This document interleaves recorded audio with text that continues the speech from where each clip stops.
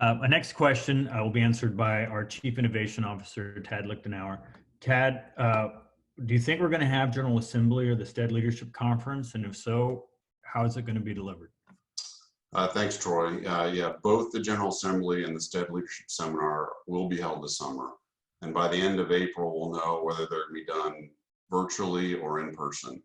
If they're virtual, what would be good is we'll be able to give a credit back for registration fees. Regardless of how we do these, it's important that chapters register their delegates and their leadership seminar participants. The deadline to register is May 1st.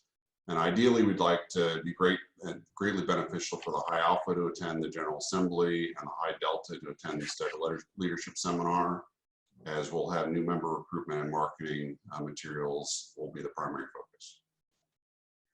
Yeah, we're going to have some pretty amazing new member recruitment and marketing materials. So we are.